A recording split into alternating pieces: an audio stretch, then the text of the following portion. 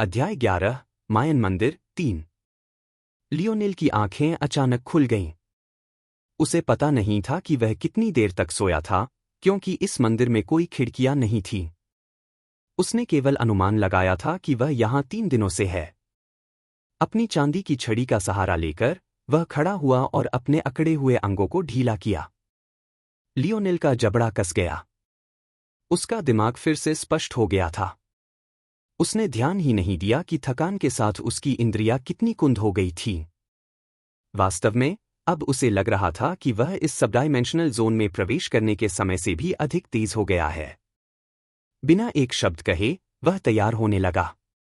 उसने अपनी 6 राइफलें लीं, उनमें से 3 को अपने बाएं कंधे पर और शेष 3 को दाएं कंधे पर बांधा। 2 दिन पहले उसने अपनी जान लगभग खो दी थी, क्योंकि उसे विश्वास था कि ये मस्कट हमेशा लोडेड रहती है। उसने एक ऐसी मस्कट को निशाना बनाया और फायर किया जिसमें गोली नहीं थी, एक गलती जिसके लिए वह अपनी जांघ में गहरे घाव का शुक्रिया अदा कर सकता था। तब से उसने यह जानना सीख लिया कि राइफल लोडेड है या नहीं। उसकी विधि सरल लगती थी, लेकिन शायद वह पृथ्वी पर एकमात्र व्यक्ति था जो यह कर सकता था। लोडेड और अनलोडेड बंदूक के बीच वजन में बहुत मामूली अंतर होता था, शायद 1 ग्राम का अंश। अगर बंदूक बहुत हल्की होती तो वह उसे नहीं रखता। जब 6 मस्कट उसकी पीठ पर व्यवस्थित हो गईं, तो उसने अपनी कमर पर लटके 8 हाथ के कुल्हाड़ियों को गिना और अंत में अपनी चांदी की छड़ी को मजबूती से पकड़ लिया। गहरी सांस लेकर वह धीरे धीरे छिपे हुए रास्ते की ओर बढ़ा। ऐसा लगता था कि उसके सोते समय अन्य लोग मुख्य सीढ़ी के माध्यम से इस मंजिल पर फिर से प्रवेश कर चुके थे। लियोनेल को किसी भी अप्रत्याशित परिस्थिति से बचने के लिए पहले उन्हें खत्म करना था। हालांकि उसका दिल अभी भी भारी था, लेकिन इस बार उसने अपने कांपते हाथों को नियंत्रित कर लिया था। अपने डगमगाते निशाने को ध्यान में रखने की आवश्यकता न होने के कारण उसकी दक्षता एक नए स्तर पर पहुंच गई, विशेष रूप से उसकी फेंकने की क्षमता। आधे दिन बाद लियोनेल को लगा कि उसने फिर से इस मंजिल को खाली कर दिया है। जितने स्पेनियार्ड्स को उसने मारा था, उसके हिसाब से यह केवल समय की बात थी कि उनके नेता कुछ गलत होने का एहसास करें। जैसा कि उम्मीद थी, जब लियोनेल ने हथियारों के कमरे में झांका, तो पहले गिने गए 12 की संख्या बढ़कर 18 हो गई थी। हथियारों का कमरा अब तक का सबसे बड़ा स्थान था जिसे लियोनेल ने देखा था। यह एक गोलाकार कमरा था जिसमें एक ही निकास था। चारों ओर दीवारों पर हथियार लटके हुए थे, लेकिन स्पेनियार्ड्स की तुलना में वे बेहद घटिया थे। स्पेनियार्ड्स ने इन हथियारों को नाक भौं सिकोड़कर देखा। एक भी हथियार को छुआ तक नहीं गया था। लेकिन उन्हें दोष कौन दे सकता था? यह स्पष्ट था कि स्पेनिश हथियार प्रौद्योगिकी एक से अधिक स्तर ऊपर थी। उन्होंने इस स्थान पर केवल 2 कारणों से डेरा डाला था। एक तो मायंस को पुनर्गठित होने और ताकत जमा करने से रोकना, और दूसरा डेरा डालना।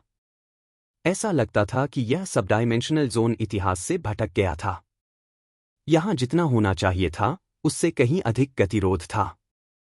मंदिर के भीतर दोनों पक्षों के बीच एक आंतरिक लड़ाई चल रही थी। लियोनेल को यह नहीं पता था कि यह केवल उसके कार्यों के कारण था। उसने मारे गए स्पेनियार्ड्स की संख्या गिनने की कोशिश नहीं की थी, लेकिन वह 100 से अधिक थी। कुल मिलाकर केवल 2000 स्पेनियार्ड्स थे। उसने अकेले ही उनकी सेना का एक अच्छा प्रतिशत खत्म कर दिया था। परिणामस्वरूप मायंस कुछ प्रतिरोध करने में सक्षम हो गए थे, और इतने सैनिकों को खोने के कारण स्पेनियार्ड्स ने एक कदम पीछे हटकर अपने दुश्मन की ताकत का पुनर्मूल्यांकन करने की कोशिश की। लियोनेल ने गहरी सांस ली। जब उसकी आंखें फिर से खुलीं, तो वे पूरी तरह से स्थिर हो गईं, अंधेरे में एक शिकारी की तरह चमक रही थीं जो अपने शिकार पर नजर गड़ाए हुए है। सबसे पहले उसने अपनी चांदी की छड़ी को अलग किया। उसने इसे 3 टुकड़ों में नहीं बांटा, बल्कि उसने केवल 1/3 हिस्सा लिया। संकीर्ण सीढ़ी के दोनों ओर छोटे लीज का उपयोग करके उसने दोनों सिरों को उस पर संतुलित किया। यह लगभग एकदम फिट था, केवल 2 फीट से थोड़ा अधिक दूरी पर। छड़ी का शेष हिस्सा 4 फीट से अधिक लंबा था, लेकिन यह पर्याप्त था। अगर लियोनेल भाग्यशाली होता तो उसे इसका उपयोग करने की आवश्यकता नहीं पड़ती। बार के नीचे झुककर लियोनेल ने खुद को सहमति दी। फिर उसने झूठी दीवार की छोटी दरारों के माध्यम से कई फ्लास्क अल्कोहल डालना शुरू किया, जितनी जल्दी हो सके उसे भिगो दिया। अरे, क्या तुम्हें यह गंध आ रही है? अच्छी शराब की गंध आ रही है। कौन छिपा रहा है? शराबी। कौन सी शराब? रुको, वहां देखो। स्पेनियार्ड्स के सबसे वरिष्ठ अधिकारी ने हाथ हिलाया, उन्हें चुप रहने के लिए मजबूर किया। वह ज्यादा अलग तरह से नहीं दिखता था, लेकिन उसका कवच निश्चित रूप से अधिक चमकदार था और उसने अपनी पीठ पर एक भाला और कमर पर एक लंबी तलवार बांध रखी थी। अचानक पत्थर को लात मारी गई। यह जोरदार धमाके के साथ गिरा, धूल उड़ा दी जिसने अंधेरे रास्ते को ढक लिया। दुश्मन का हमला। तैयार हो जाओ। एक तेज सीटी के साथ गिरते पत्थर और उसके किनारों के बीच से आग की लपटें निकली। लियोनेल ने अपनी सांस को स्थिर किया, आग के पीछे घुटने टेक कर उसने अपनी पहली राइफल को निशाना बनाया। उसने उस पल में वह सब कुछ देख लिया था जो उसे चाहिए था। और अब भी वह झिलमिलाती लपटों के माध्यम से बदलती स्थिति की धुंधली तस्वीरें देख सकता था। उसे पता था कि उसके पास ज्यादा समय नहीं है। अल्कोहल जल्दी ही जल जाएगी और उसके पास कोई अन्य ईंधन नहीं था। लेकिन वह पहले से ही तैयार था। 1 मीटर ऊंचे दरवाजे से उसने नेता की ओर निशाना साधा और ट्रिगर दबाया। पैंग! स्पेनियार्ड्स का नेता, जो अभी आदेश दे रहा था, जम गया। उसके आखिरी शब्द उसकी आंख से निकलते खून में खो गए। लियोनेल ने रुकने का समय नहीं दिया।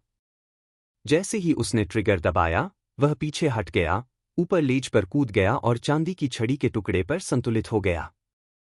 वह नीचे बैठ गया, अपने पैरों की गेंदों पर संतुलन बनाते हुए, चांदी की छड़ी पर झुका हुआ।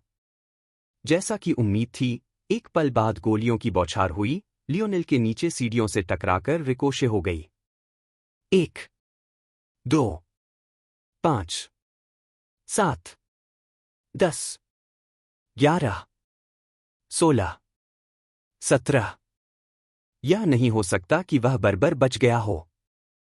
जैसे ही लियोनेल ने 17वीं फायर की गई बंदूक को लॉक किया, वह अपने आसन से कूद गया, पहले से ही कमजोर हो रही आग की दीवार के माध्यम से चार्ज किया। वह अपनी छड़ी को वापस जोड़ देता, लेकिन उसके पास समय नहीं था। उसने अपनी पीठ से दूसरी राइफल निकाली और एक हाथ से निशाना साधा। पैंग! उसने मस्कट को फेंक दिया, जबकि एक स्पेनियार्ड गिर गया।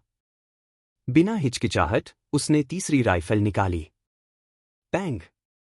हर सांस और कदम के साथ लियोनेल ने एक और राइफल निकाली और एक और स्पेनियार्ड गिर गया। 5 कदम, 5 सांस, 5 राइफलें, 5 मौतें। लियोनेल ने अपनी अंतिम मस्कट को गिराते ही कमरे के पार छलांग लगाई, उस नेता के शव के पास पहुंचा जिसे उसने मारा था। अमानवीय शक्ति के साथ उसने उसकी लाश से राइफल छीन ली। उसके होंठ हिल गए जब उसे एहसास हुआ कि यह बहुत हल्की थी। नेता ही एकमात्र ऐसा क्यों था जिसकी राइफल लोडेड नहीं थी? हालांकि अन्य स्पेनियार्ड्स को यह नहीं पता था। लियोनेल खुद को घिरने नहीं दे सकता था, इसलिए उसने बंदूक को निकटतम सैनिक की ओर निशाना बनाया, जिससे वह डर के साथ पीछे हट गया। उसकी आंखें हेलमेट के पीछे छिपी हुई थीं। बिना हिचकिचाहट लियोनेल ने बंदूक को फायर किए बिना फेंक दिया, अपने अब खाली हाथ को अपनी बेल्ट में डाला और एक हाथ का कुल्हाड़ा निकाला।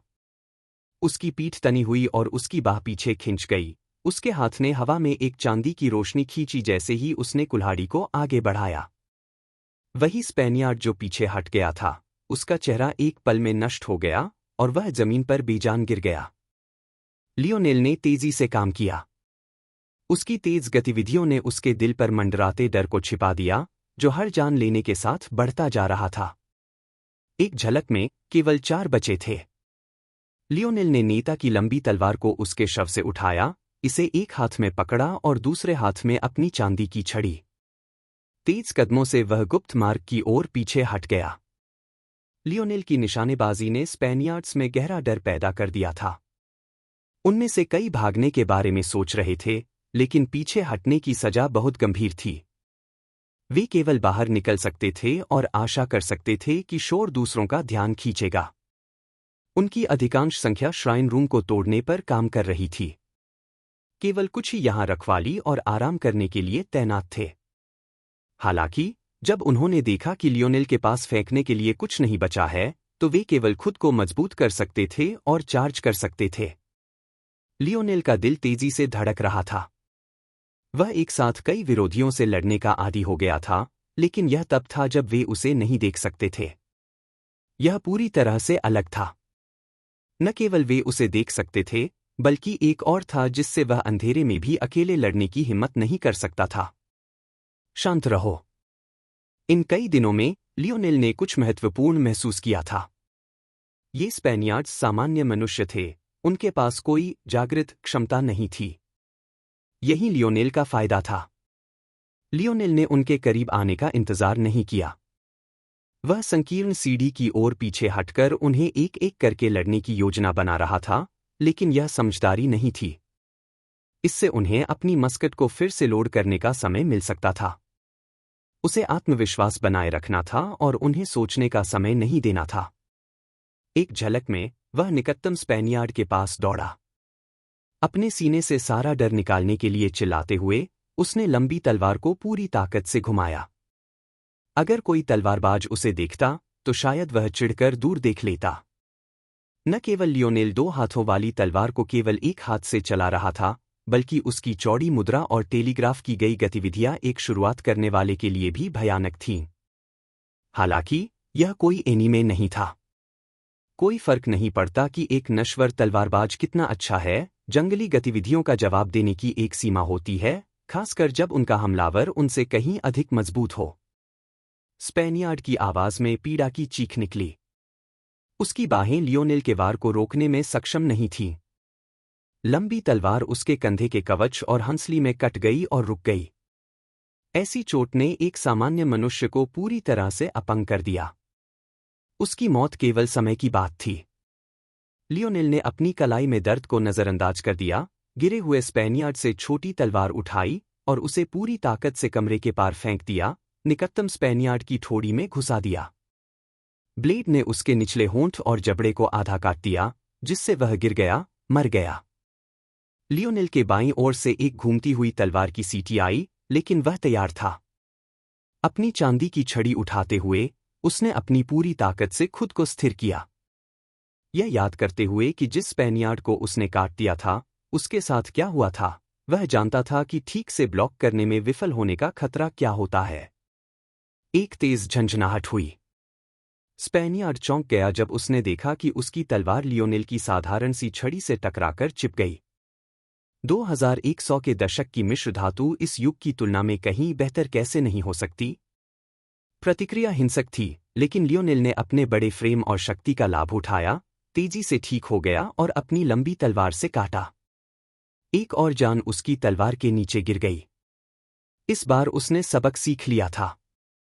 धातु को काटना बहुत मुश्किल था। इस बार उसने केवल उजागर महत्वपूर्ण अंगों को निशाना बनाया, शक्ति के बजाय सटीकता पर जोर देने के लिए अपने महान नियंत्रण का उपयोग किया। एक और छोटी तलवार उठाते हुए लियोनेल ने जल्दी से अपने कूल्हों को घुमाया और अंतिम स्पेनियार्ड को काट दिया। उसकी छाती फूल गई, गर्म हवा उसमें और बाहर बह रही थी। उसके गले और फेफड़ों में जलन महसूस हो रही थी, लेकिन उसके पास आराम करने की लग्जरी नहीं थी। वह पूरी ताकत से हथियारों के कमरे के गोलाकार प्रवेश द्वार की ओर दौड़ा। यह आसानी से 2.5 मीटर ऊंचा था और चौड़ाई में भी उतना ही बड़ा था। इसका दरवाज़ा एक पत्थर का गोलाकार था जो इतना विशाल था कि इसे हिलाने के लिए कम से कम 10 आदमियों की आवश्यकता होगी। लेकिन लियोनेल के पास इसे अकेले करने के अलावा कोई विकल्प नहीं था। दरवाज़ा प्रवेश द्वार से एक आकार बड़ा बनाया गया था। जब तक वह इसे अंदर से लुढ़काता, इसे बाहर से खोलना असंभव होगा, पहले पत्थर को नष्ट किए बिना। चिल्लाने और कदमों की आवाज़ लियोनेल के कानों में भर गई। उसके पास बहुत कम समय बचा था, लेकिन उसने गहराई से खुदाई की, अपने पास बची हर औंस ताकत को बाहर निकाला। RRGHH। लियोनेल ने पूरी ताकत से गर्जना की। उसकी इंद्रियां दबाव के नीचे अपनी मांसपेशियों के फटने को महसूस कर सकती थीं, लेकिन उसके पास कोई विकल्प नहीं था। उसने लुढ़कते दरवाजे पर जोर से दबाव डाला, आखिरकार इसे थोड़ा सा हिलते हुए महसूस किया। कदमों की आवाज़ करीब और करीब आती गई, जब तक लियोनेल ने स्पष्ट रूप से चलने से दौड़ने में बदलाव नहीं सुना। बर्बर लोगों ने अपने हथियार वापस ले लिए हैं। दरवाज़ा बंद करने से रोको। तनाव के तहत लियोनेल की नाक से खून बहने लगा। उसके दांत इतने कसकर दब गए कि उसके मसूड़ों से खून बहने लगा। उसके होठों से एक अंतिम गर्जना निकली, दरवाजे को उसकी बंद स्थिति में स्नैप कर दिया, जैसे ही एक स्पेनियार्ड अंदर घुसने की कोशिश कर रहा था। एक आदमी के आधे कटे हुए होने की भयानक दृश्य लियोनेल ने अंतिम बार देखा, इससे पहले कि वह बेहोश हो गया।